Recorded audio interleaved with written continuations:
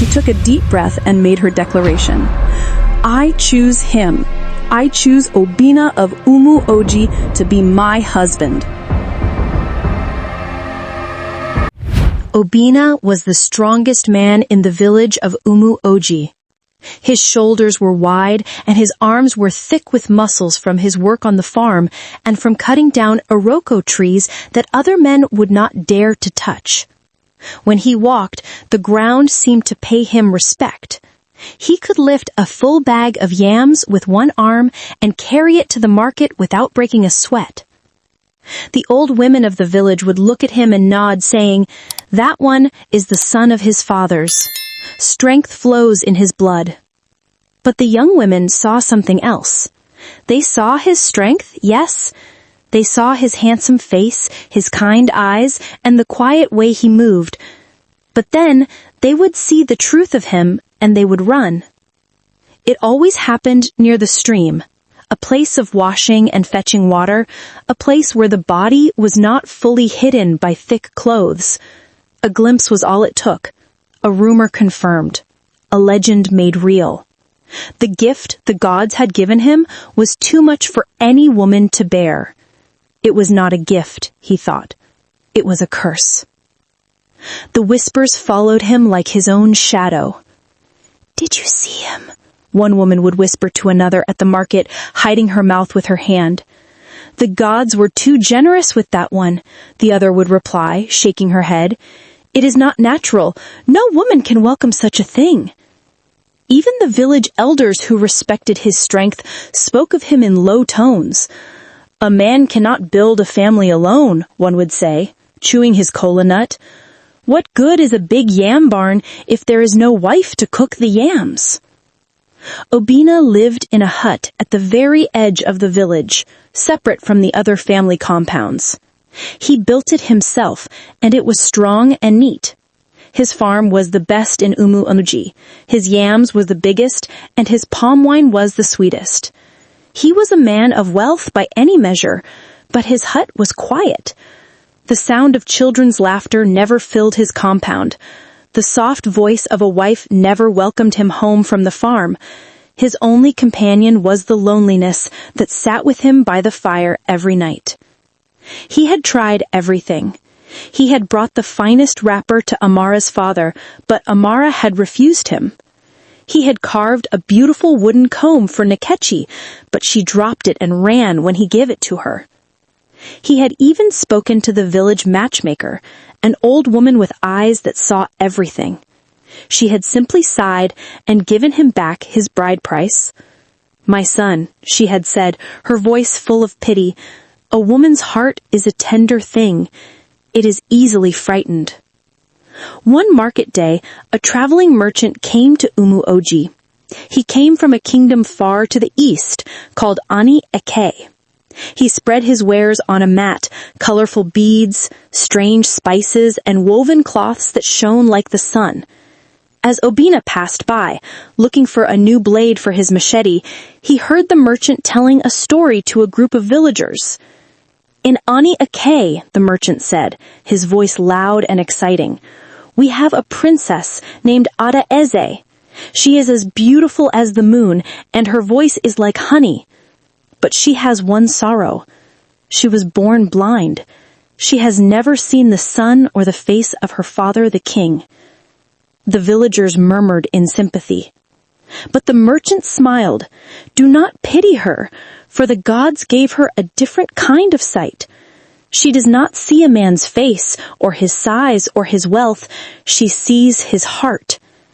She listens to the truth in his voice. The king has declared that any man who wishes to marry her must come and speak to her. She alone will choose her husband, for her sight is truer than any eye." Obina stopped. He stood behind the crowd, hidden by the shade of a mango tree, and listened. The merchant's words were like a seed falling on dry ground. Hope. It was a feeling so unfamiliar that it felt like pain. A blind princess? She would not see his body. She would not see the thing that made all other women run.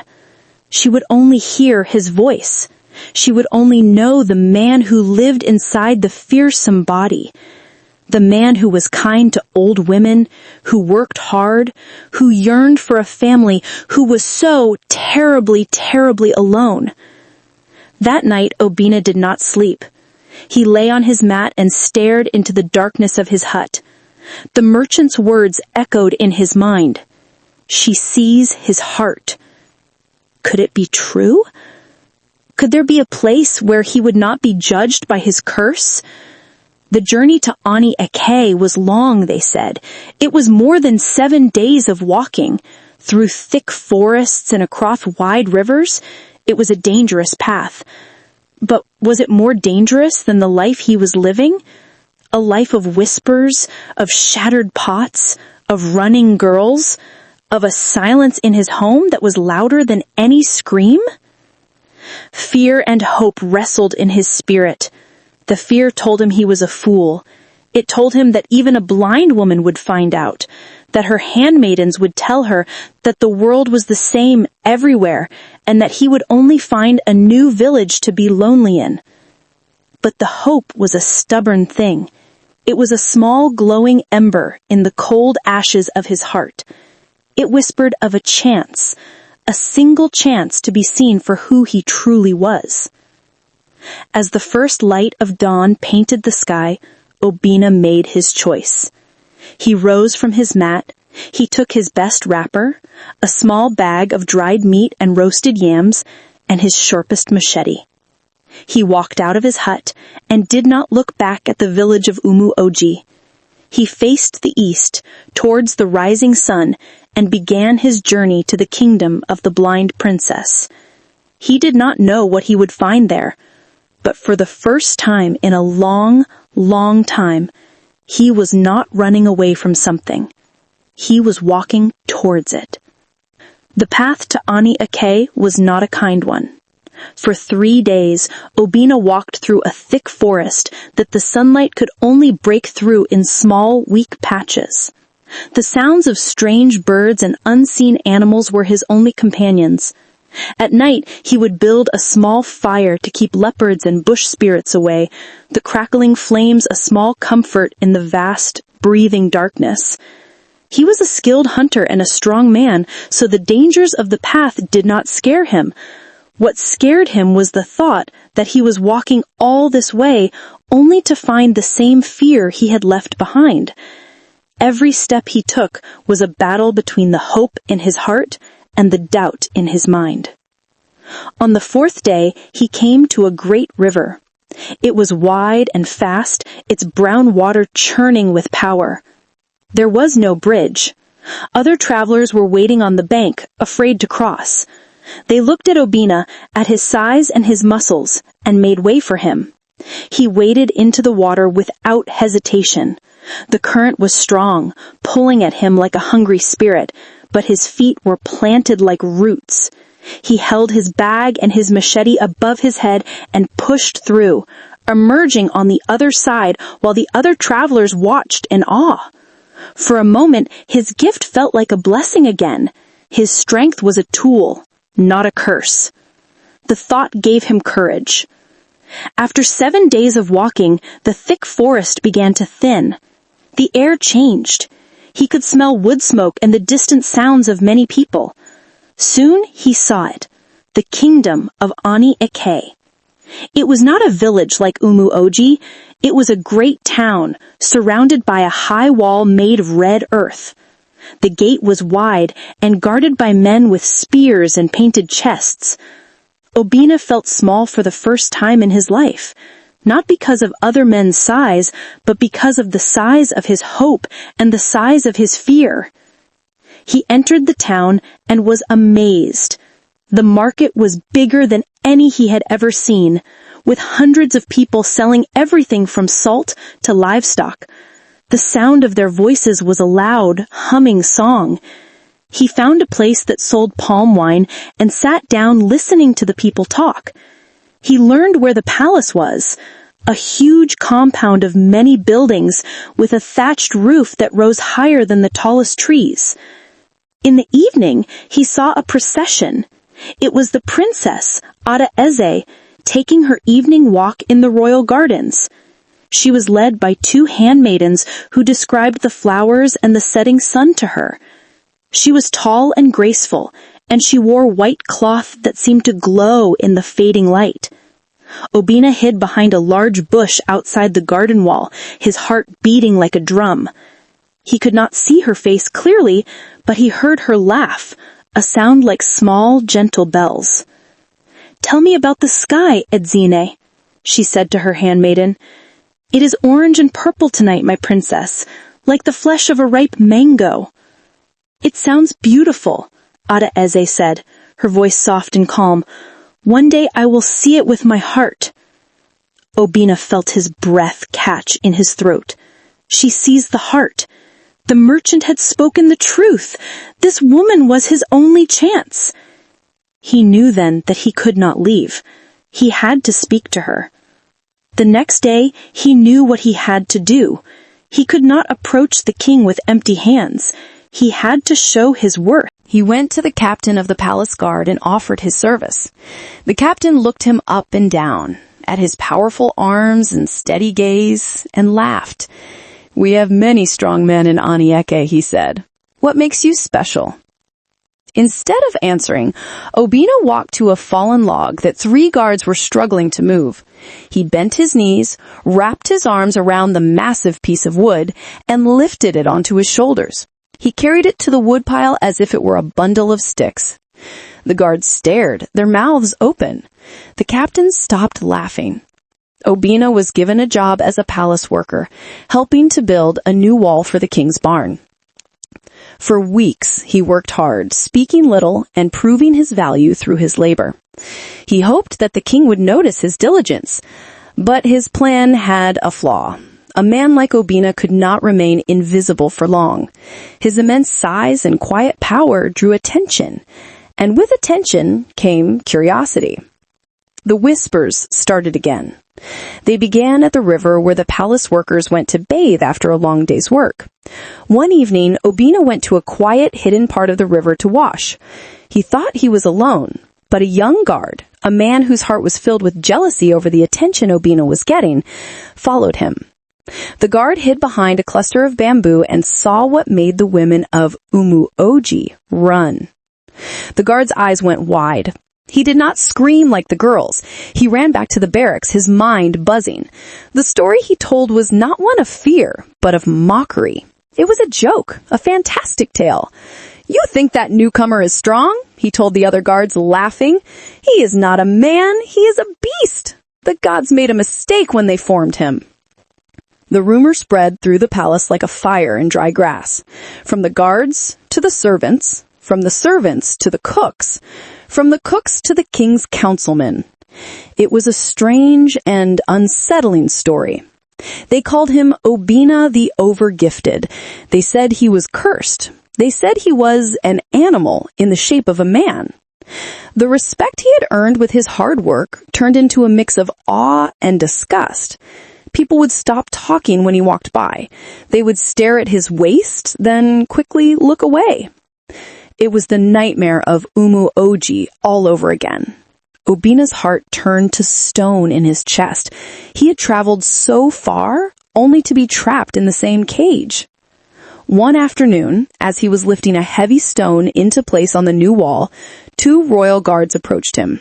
Their faces were serious, and they held their spears stiffly. "Are you Obina of Umu Oji?" the first guard asked, though he already knew the answer.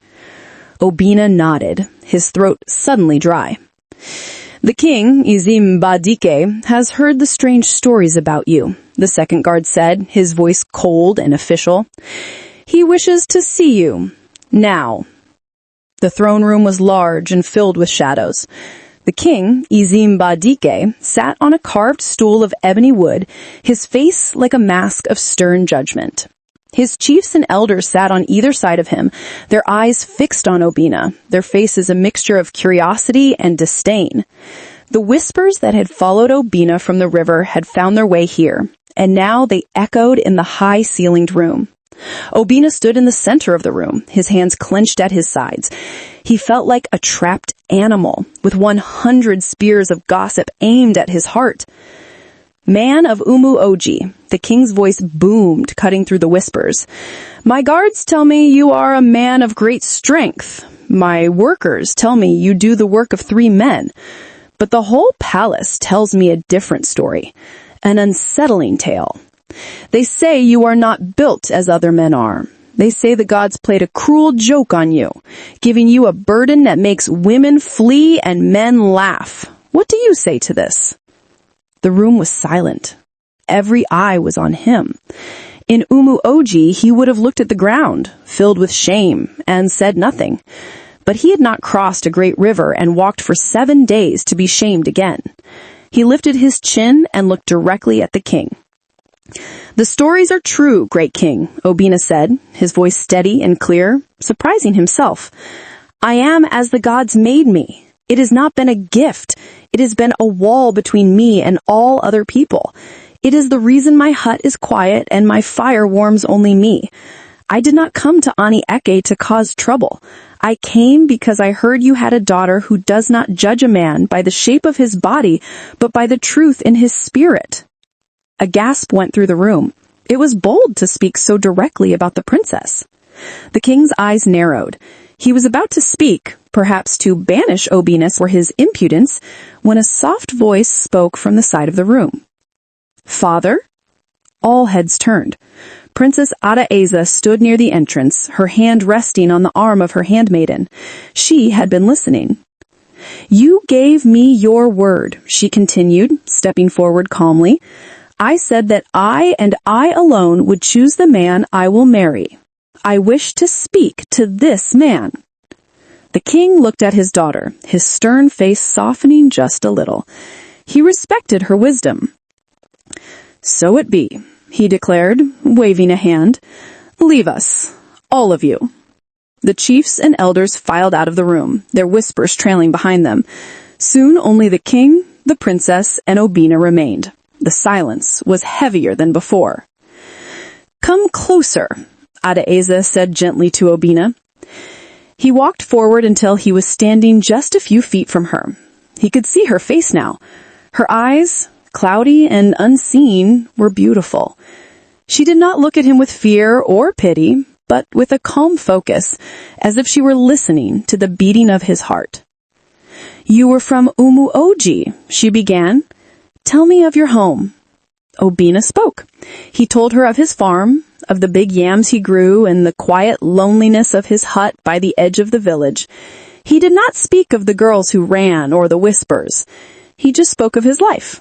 His voice was deep and sad, but it was honest. "You have the hands of a hard worker," she said, though she had not seen them. "May I?" She held out her own hand. Hesitantly, Obina reached out and placed his large, rough hand in her soft, slender one. She did not flinch. Her fingers traced the calluses on his palm and the thick strength of his wrist. It was a simple touch, but for Obina, it was more acceptance than he had known in his entire life. A warmth spread through his chest, pushing out the cold fear. She held his hand and turned her face towards him. "The men in this palace and the women in your village, they're all frightened of you. They speak of your body. Tell me, man of Oji, what is it that you are frightened of?" The question surprised him. No one had ever asked him about his fear. They only saw what they feared in him. "I'm afraid of dying alone," he said, the words coming out in a raw whisper. "I'm afraid that no one will ever see past my shadow to see the man standing in the sun. That is my only fear, princess." Adaeza smiled, a small, knowing smile. "And the thing they whisper of, the curse that the gods gave you?" "It is just a part of my body," he said simply. "It is no more a curse than the color of a man's skin or the height of a tree, but it has been treated like one. And so it has felt like one." The princess let go of his hand and turned to her father, who had been watching them in silence. "Father," she said, her voice full of a strength that no one in the room could deny, For weeks, princes have come with gold and ivory. They speak with loud voices about their riches and their greatness. Their hearts are full of pride. I have listened to this man's voice, and I hear no pride. I hear honesty and loneliness. I have felt his hand, and I feel the strength of a man who can build a home and protect a family. The people of this palace and the people of his village have used their eyes to see his body, and they have judged him. I have used my ears and my heart to see his spirit, and I have found a good man. She took a deep breath and made her declaration. I choose him. I choose Obina of Umu Oji to be my husband. The king was silent for a long time. He looked at Obina, not at his size, but at the tears of disbelief and gratitude welling in his eyes. He looked at his daughter, standing so proud and so certain. Her blindness was not a weakness. It was a pure and powerful sight that saw what truly mattered. The princess has spoken, the king finally announced, his voice filled with newfound respect for the man before him. Let it be known, the whispers and the mockery will end today. The wedding was a grand celebration. Obina, the lonely farmer from the edge of the village, stood beside the beautiful princess. He was no longer a curse, no longer a joke. He was a prince. The people of Ani Eke, following the wisdom of their princess, saw him differently now. They saw his strength as a blessing to the kingdom, his quiet nature as a sign of wisdom. In the quiet of their new home, Adaeza would take his hand. Tell me what the sky looks like today, she would say, and Obina, his heart full, would describe the colors of the sunset to her, his voice no longer holding any sadness. He had spent his life being seen for the one part of him he could not control. But now he had been found by the one woman who could truly see him all.